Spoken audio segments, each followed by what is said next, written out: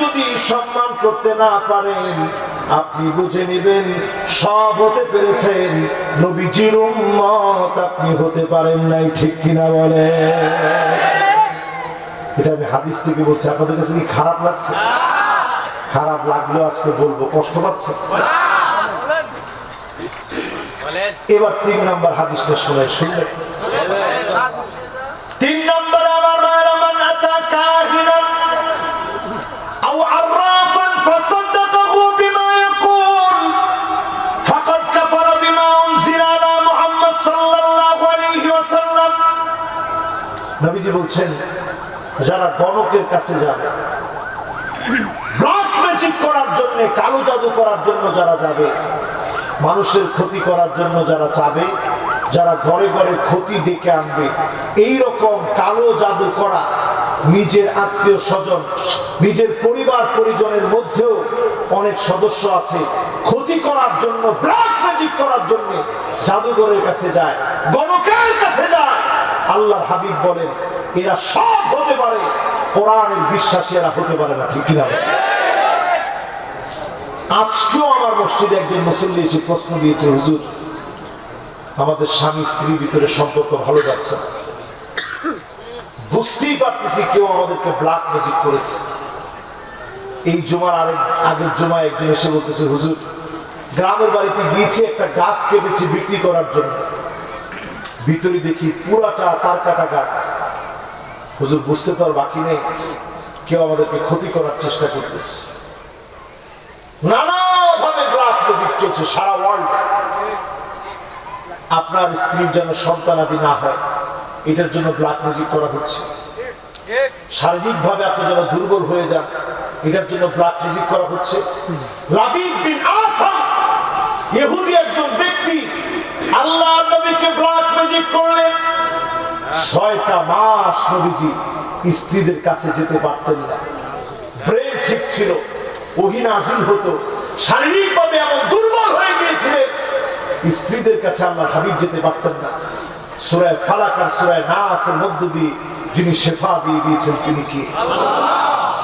এই জন্য আজকের মাহফিলে বলি, যত রকমের ব্ল্যাক ম্যাজিক হতে পারে, কালো জাদু হতে পারে, যেই কোনো দেশ থেকে করা হোক না কেন, ঔষধ এক রকমের।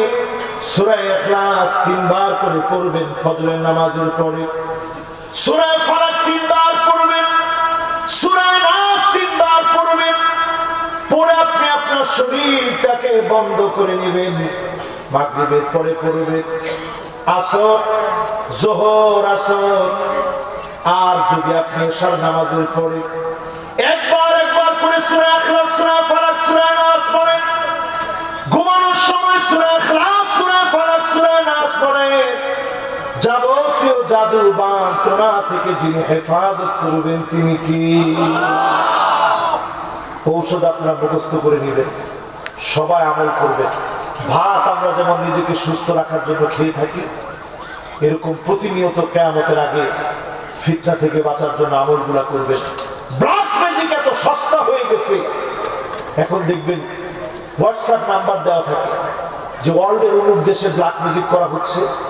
আপনি যদি করতে চান, হোয়াটসঅ্যাপ নাম্বারটা এইটা, আপনি শুধু নাম ঠিকানা দিবেন, বাস সব আমরা সংগ্রহ করে নিব। এই জন্য আজকে থেকে বলবো, নখ কেটে, আমার দিকে তাকায় থাকে, কথা বুঝতেছেন আপনারা? নখ কাটার পরে এই নখগুলো ফেলবেন কোথায়? এই নখগুলো কোথায় ফেলবেন?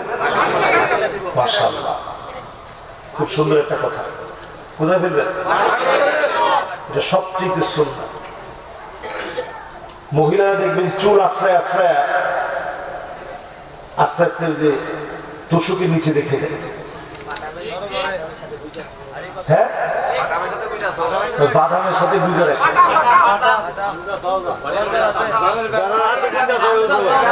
মাশাআল্লাহ, এই যে এইরকম যখন রেখে দেওয়া হয়, দুষ্ট জিন সেখান থেকে সংগ্রহ করে। এই জন্য প্যাকেটের ভিতরে ভরে যখন রাখবেন, তখন বিসমিল্লাহ করে রাখবেন। এই বিসমিল্লাহর কারণে দুষ্ট জিন সেখানে হাত দিতে পারবে না। যেরকম আল্লাহু আকবার। আজকে থেকে কয়েকটা বিষয় বলে দিই।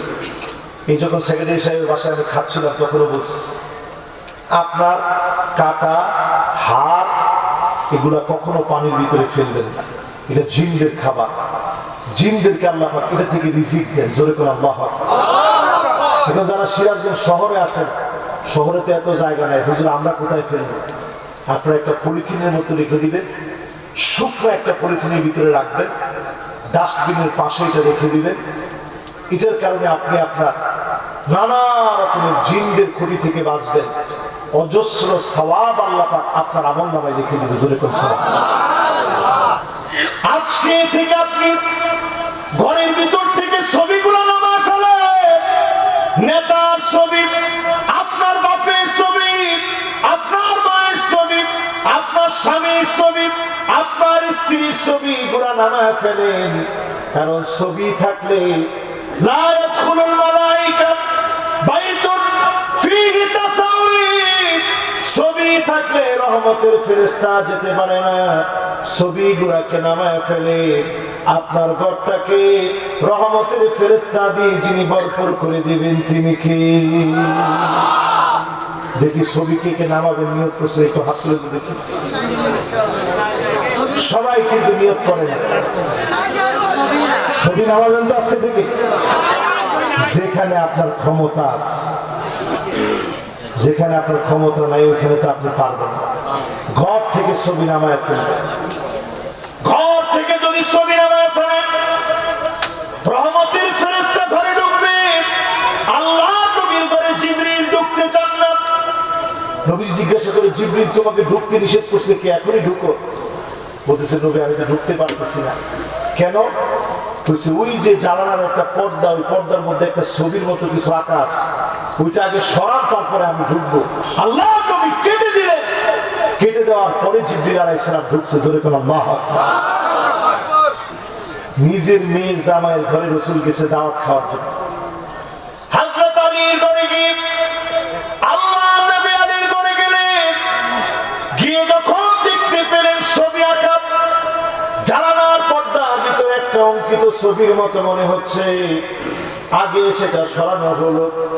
এরপরে আল্লাহ নবী গেলেন, আর যদি নবীর উম্মত নিয়ত করি আমার আপনার ঘরগুলোকে ছবি মুক্ত করব, রহমতের ফেরেশতা দিয়ে যিনি ঘরগুলোকে ভরপুর করে দিবেন তিনি কি? এরপরে আরেকটা আপনাদেরকে শুনেন আজকে, জিন যে কেন আমাদের ঘরের ভিতরে এত বাড়ছে। এখন ছোট ছোট বাচ্চা চিৎকার মেরে ঘুম থেকে উঠে, স্ত্রী কেমন যেন ভৌতিক আচরণ করে। আপনারা দেখলে মনে করেন যে হুজুর ভূতে ধরছে। আসলে ভূত বলতে কিছু নেই, জিন বলতে কিন্তু আছে। ঠিক কিনা বলেন? কেউ কি জিন দেখছেন? দেখছেন? এই জন্য আজকের মাহফিলে বলি আমার ভাইয়েরা, লা তাদখুলুল মালায়েকাতু বাইতুন ফীহি বাউলুন মুনকাতিব, ঘরের ভিতরে পেশাব আটকে রাখবেন না। এখন ঘরে ঘরে টয়লেট আছে না নাই? 20 বছর আগে সিরাজগঞ্জের মানুষ, সিরাজগঞ্জে বলবো কেন, সারা বাংলাদেশের কথা বলি, 20 বছর আগে যখন মানুষের টয়লেট ধরতো, প্রাকৃতিক ডাকে সারা আসতো, ঘরের ভিতর থেকে দৌড়ায় কই যেত? কই যেত? জঙ্গল। আর এখনকার মানুষের যদি প্রাকৃতিক ডাক আসে, জঙ্গলে কাজ করতেছে, খেতে কাজ করতেছে, কোথায় আসে? আরে কথা কয় না, কোথায়? এবং ছোট ছোট বাচ্চাকে দেখবেন শখ করে কমট কিনে পেশাব করে, ওই পেশাব করায় 2 দিন 3 দিন পর্যন্ত রেখে দেয়। এই দুর্গন্ধের ভিতরে ফেরেশতা আসে না। এই জন্য যতজন আজকে আমার সামনে বসছেন কথা দিবেন টয়লেট পরিষ্কার রাখবো ইনশাআল্লাহ। এরপরে আমার ভাইয়েরা, লা তাদখুলুল মালায়েকা বাইতুন ফীহি কাতিউ রাহিম, আত্মীয়তার সম্পর্ক যারা ছিন্ন করবে এমন মানুষের ঘরে রহমতের ফেরেশতা প্রবেশ করে না। এমন লোক সারা বাংলাদেশে থাকলেও সিরাজগঞ্জে না। মা বাপের খবর নেয় না, এমন ছেলে কি আছে? বলেন আছে? এমন দৃশ্য আমরা দেখি, মাকে সন্তান আঘাত করেছে,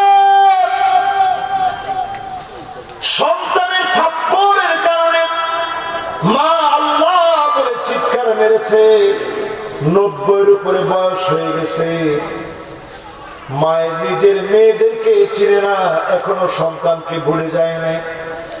ছেলেটাকে ঠিকই মা মনে রেখেছে, ওই মাকে প্রতিদিন সন্তান আঘাত করে ভিডিও ফেসবুকে ভাইরাল হয়ে গেছে। বোনেরা এসে চিৎকার করে কাঁদতেছিল আর বলতেছিল, এই ভাইয়ের জন্য আমার মা প্রতিদিন দুধ রেখে দিত, সন্তানরে গরম একটু ভাত দিয়ে তুই দুধ দিয়ে খাবি, স্মরণ শক্তিটা ভালো হবে।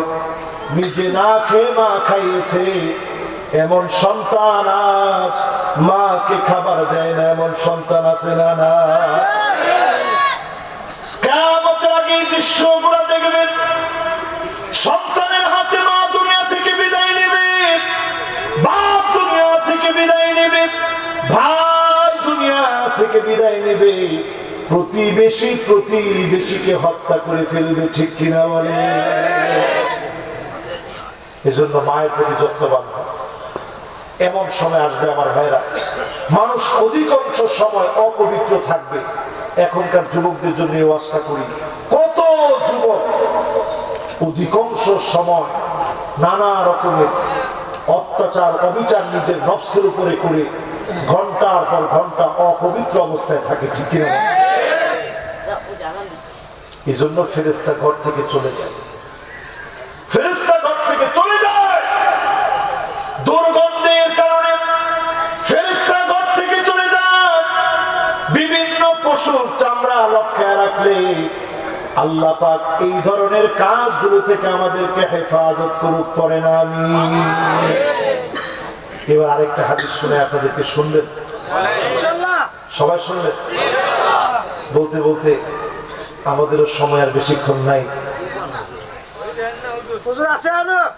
আছে না তোরা?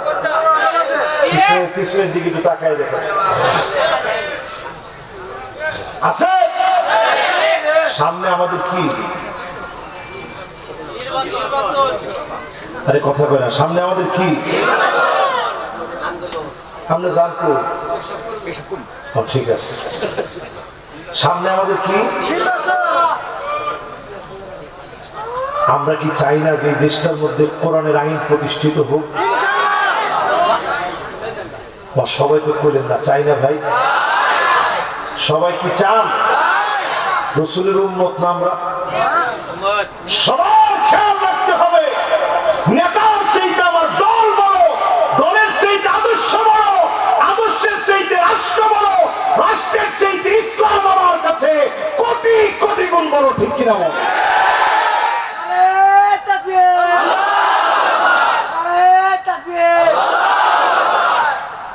এই জন্য ইসলাম প্রতিষ্ঠার জন্য আমাদেরকে নিয়ত আছে। উম্মত হইতে পারছেন কিনা এটা আগে একটু চিন্তা করেন। আল্লাহর হাবিব বলেন, লাইসা মিন্না মান হামালা আলাইনা সিলাহ, যে আমাদের দিকে, মুসলমানদের দিকে অস্ত্রপাত করবে, গুলি মারবে, হত্যা করবে, সে সব হতে পারে, নবীর উম্মত হতে পারে না। এখন এরকম লোক আছে না? কথা কেন আছে? নিজের একটু জিজ্ঞাসা করে, কিসের জন্য কি করে, কার জন্য কি করে? সব যদি করে দুনিয়ার ক্ষমতার জন্য, দুনিয়ার ক্ষমতা কোনোদিন আপনাকে দেওয়া হবে না। দুনিয়ার ক্ষমতা বড় ক্ষুদ্র, এই ক্ষুদ্র দুনিয়ার ক্ষমতায় কিঞ্চিত পাইলেও কিছুদিন পরে আপনি অপদস্থ লাঞ্ছিত হবেন, ঠিক কিনা বলেন? আজকে এই মাহফিলে আল্লাহর নবী আরেকটি হাদিস শুনেন। আল্লাহ নবী বলেন, শুনে রাখো, হাল সামিতুম, তোমরা কি শুনেছ? ইন্না মিন বাদি উমারা, আমার পরে এমন কিছু শাসক আসবে, সত্যকে মিথ্যার মতো করে, মিথ্যাকে সত্যের মতো করে উপস্থাপন করবে। কিছু লোক এমন পাওয়া যাবে, তাদেরকে সাহায্য করবে, তাদেরকে বিশ্বাস করবে। এই লোকগুলো সব হতে পারে নবী